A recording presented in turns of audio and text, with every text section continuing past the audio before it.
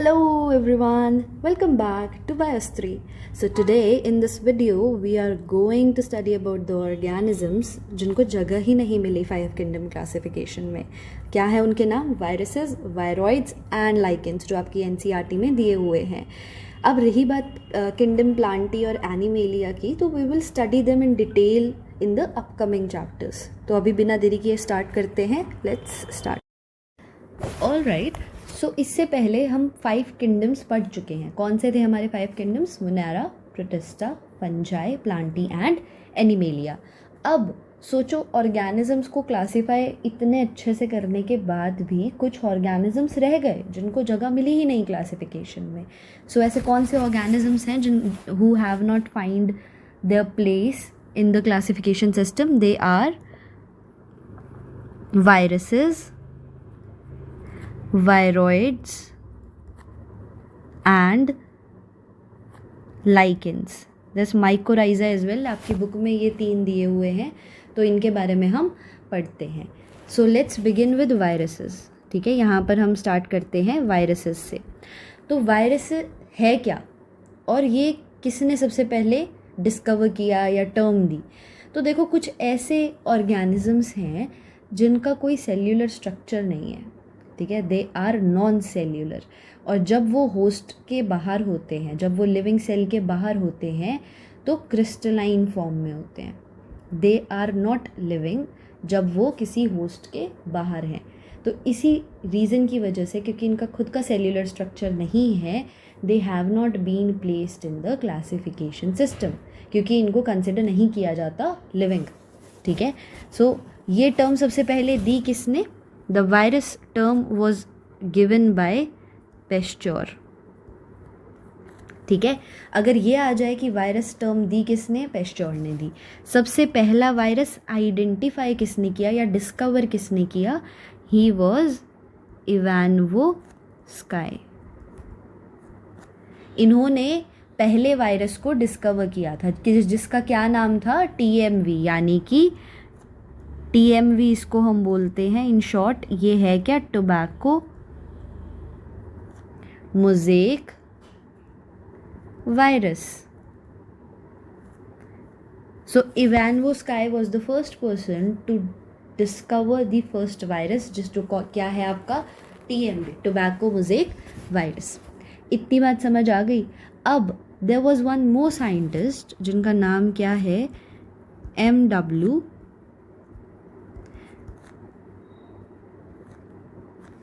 MW बेजरनिक. ठीक है, बेजरनिक. सो इन्होंने क्या बताया कि इन्होंने जो इन्फेक्टेड प्लांट्स थे, ठीक है, जो टोबैको के कुछ इन्फेक्टेड प्लांट्स थे, उनमें से एक फ्लूइड निकाला, कुछ एक्सट्रैक्ट निकाला, और वो अगर आप लिविंग या हेल्दी प्लांट में ट्रांसफ़र करो तो वो उसको इन्फेक्ट कर देगा. ठीक है, हेल्दी प्लांट को भी वो इन्फेक्ट कर सकता है. तो इस फ्लूइड को उन्होंने क्या बोला? Contagium vivum fluidum. Contagium vivum fluidum. तो इसको उन्होंने ये बोला. अब अगर हम बात करें वायरसेस बने किससे हैं, है क्या वो? तो इनको बोला जाता है न्यूक्लियो प्रोटीन पार्टिकल्स. यानी कि ये किससे बने हैं? न्यूक्लिक एसिड से और प्रोटीन से. अब जो आपका ये न्यूक्लिक एसिड है भाई, ये यानी कि आपका जेनेटिक मटेरियल, ये क्या हो सकता है? ये DNA भी हो सकता है और ये RNA भी हो सकता है. पर एक ही वायरस के अंदर आपको दोनों नहीं मिलेंगे. Remember that it can be either DNA और RNA बट नेवर बोथ. तो वायरस आपके किससे बने हैं? प्रोटीन से और न्यूक्लिक एसिड से. अभी I will show you the structure, वो भी देखते हैं. Plus they are obligate intracellular parasites. ठीक है, यानी कि इनको अपनी मशीनरी कंटिन्यू करने के लिए, मशीनरी जो होस्ट की होती है, ठीक है, उसको टेक ओवर कर लेते हैं. ये जैसे ही लिविंग सेल के अंदर जाते हैं तो वो मशीनरी को इन्होंने कैप्चर कर लिया और अपनी खुद की मल्टीप्लिकेशन स्टार्ट कर दी. तो ये सब करने के लिए, अपना नंबर बढ़ाने के लिए इनको होस्ट के अंदर जाना ज़रूरी है, ठीक है। वहीं पे जाके ये लिविंग फॉर्म में आते हैं and they start reproducing themselves, खुद को मल्टीप्लाई करते हैं। तो इन सब कामों के लिए इनको सेल के अंदर जाना ज़रूरी है। So they are obligate intracellular parasites. Cell के बाहर इनका स्ट्रक्चर कैसा होता है? क्रिस्टलाइन स्ट्रक्चर, ठीक है। Now if I show you the structure of 2 viruses, देखो यहाँ पे जो ये पहला वाला है, this is known as bacteriophage. अब आप बोलोगे मैम बैक्टीरियोफाज क्या होता है? तो बैक्टीरियोफाज आपके ऐसे वायरसेस हैं जो सिर्फ स्पेसिफिकली किसको इन्फेक्ट कर रहे होंगे? बैक्टीरिया को। तो ऐसे वायरसेस जो बैक्टीरिया को इन्फेक्ट कर रहे हैं उनको आपने क्या बोला? बैक्टीरियोफाज, ठीक है। इसकी शेप कैसी नज़र आ रही है आपको? The shape is polyhedral, the shape is polyhedral. अब देखो ये ऊपर क्या है? हेड, ठीक है। ये किससे बना होगा? प्रोटीन से, ठीक है। मैंने आपको ये चीज़ बताई थी ना कि भाई आपका वायरस न्यूक्लियोप्रोटीन पार्टिकल्स है ना, मतलब यानी कि प्रोटीन से भी बना है और न्यूक्लिक एसिड से। न्यूक्लिक एसिड यहाँ पे क्या होगा? डीएनए या आरएनए एक हो सकता है। बैक्टीरियोफाज का क्या होता है? डीएनए, ठीक है। और ये क्या है? आपके टेल फाइबर्स। तो ये तो है आपका बैक्टीरियोफाज का। एक आपका टोबैको मोज़ेक वायरस का भी दिया हुआ है डायग्राम बुक के अंदर, ये वही है। और इसका जेनेटिक मटेरियल क्या है? आरएनए। और ये किससे बना है? यूनिट्स, जिनको क्या बोलते हैं? कैप्सोमियर्स। ये है आपका टीएमवी, टोबैको मोज़ेक वायरस। तो यहाँ पर आपको बैक्टीरियोफाज और वायरस का मैंने स्ट्रक्चर समझा दिया है, ठीक है। नाउ सी, जनरली जो आपकी आउटर कवरिंग होती है जो कि प्रोटीन से बनी है, यहाँ आपने देखा ना जैसे हेड है प्रोटीन से बना है, उसको आप क्या बोलते हो? कैप्सिड। तो कैप्सिड है क्या? It is the outer covering, it is the outer covering. किससे बनी होगी? प्रोटीन से, राइट। अब ये कैप्सिड जो है भाई ये आपका हेलिकल भी हो सकता है शेप में, और ये आपका पॉलीहेड्रल भी हो सकता है इन शेप। पॉलीहेड्रल है तो अभी मैंने आपको एग्जाम्पल दिया था, विच वन? बैक्टीरियोफाज। अगर हेलिकल है तो उसका एग्जाम्पल यही है आपका टीएमवी, टोबैको मोज़ेक वायरस। अगर मैं आपको एक HIV वायरस सुना है ना हम लोगों ने, HIV वायरस का अगर हम स्ट्रक्चर देखें तो it can be somewhat like this. Just a second.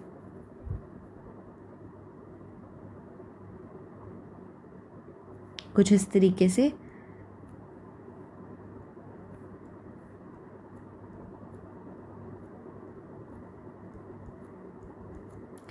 अब ये यहाँ पे आ जाते हैं इसके अंदर। आई शो यू द लेबलिंग कि ये स्ट्रक्चर्स हैं क्या।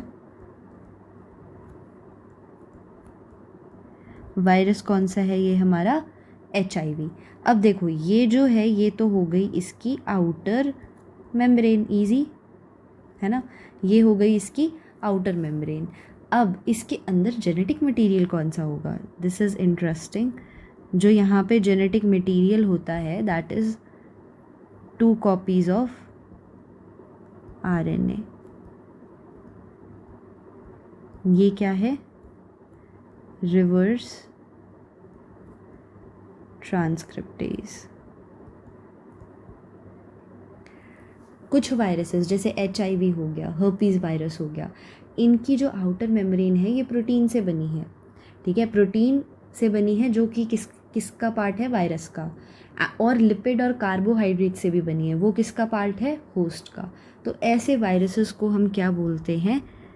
Enveloped virus. यानी कि इनकी मेम्ब्रेन बनी किस से है? प्रोटीन से, लिपिड से और कार्बोहाइड्रेट से। ये दोनों कहाँ से आ रहे हैं? इसके होस्ट से। ये तो इसका खुद का है वायरस, ठीक है।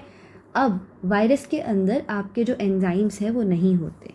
तो one important thing to note down here is that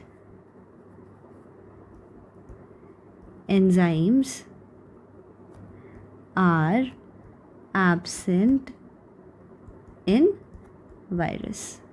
तो वायरसेस में हमारे पास एंजाइम नहीं है। अब मैंने आपको एक टर्म बताई रिवर्स ट्रांसक्रिप्टेज, ठीक है। तो भाई रिवर्स ट्रांसक्रिप्शन होता क्या है? जो ये कैरी आउट करवाता है that is the enzyme reverse transcriptase.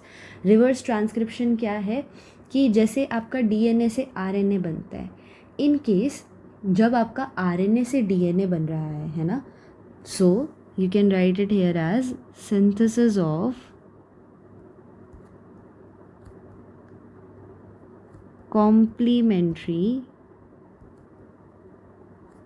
RNA from synthesis of complementary DNA, ठीक है। डीएनए बन रहा है, यहाँ पे उल्टा हो रहा है, देखो डीएनए बन रहा है किससे? आरएनए से। इसी को आप क्या बोलते हो? रिवर्स ट्रांसक्रिप्शन, जब डीएनए बने आरएनए से, ठीक है। कुछ वायरल डिजीज़ेस के अगर हम नाम देख लें, वायरस कौन से डिजीज़ कॉज करता है? ह्यूमंस में बात करें, इट कॉजेज मम्प्स, ठीक है। कॉमन कोल्ड सबसे इजी एग्जाम्पल जो आपको याद रहना चाहिए, ठीक है। Rabies, hepatitis, something else, pox and polio. तो ये आपके कुछ डिजीज़ेज़ हैं जो कि वायरस कॉज करता है। प्लांट में अगर डिजीज़ की बात करो तो मोज़ेक फॉर्मेशन हो गई, आपकी जो लीफ हैं वो कर्ल हो जाती हैं, ठीक है। उनकी ग्रोथ अच्छी नहीं होती, they have stunted growth, dwarfism दिखता है, क्या येलोइंग ऑफ, या फिर जो वीन्स हैं वो क्लियर होने वो नहीं नज़र आती, क्लियरिंग ऑफ वीन्स, ठीक है। ये कुछ एग्जाम्पल हैं प्लांट डिजीज़ के। Very last important part about viruses is कि देखो ये रहा आपका वायरस। ये वायरस का जो जेनेटिक मटेरियल है वो बहुत ज़रूरी है। ये आपका डीएनए भी हो सकता है, डीऑक्सीराइबो न्यूक्लिक एसिड, और आरएनए भी हो सकता है, राइबोज न्यूक्लिक एसिड, है ना। अब यही डीएनए भाई आपका दो तरीके का फर्दर हो सकता है, डबल स्ट्रैंडेड डीएनए भी हो सकता है और सिंगल स्ट्रैंडेड डीएनए भी हो सकता है। क्या आरएनए में ये पॉसिबल है? बिल्कुल है। यहाँ पे भी आपका डबल स्ट्रैंडेड आरएनए वायरस हो सकता है या फिर सिंगल स्ट्रैंडेड आरएनए वायरस हो सकता है। एग्जाम्पल की अगर आप बात ले लो तो आप इधर लिख सकते हो pox virus and hepatitis B. Clear? अगर आप सिंगल स्ट्रैंडेड डीएनए की बात करो तो बैक्टीरियोफाज आता है यहाँ पे,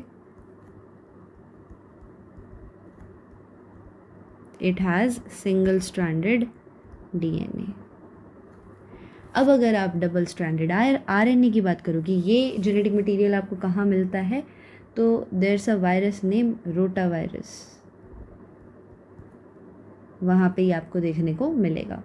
अगर हम सिंगल स्ट्रैंडेड आरएनए की बात करें तो ये तो आपको इजी है याद रखना, टोबैको मोज़ेक वायरस, ठीक है, HIV वायरस, इन्फ्लुएंजा।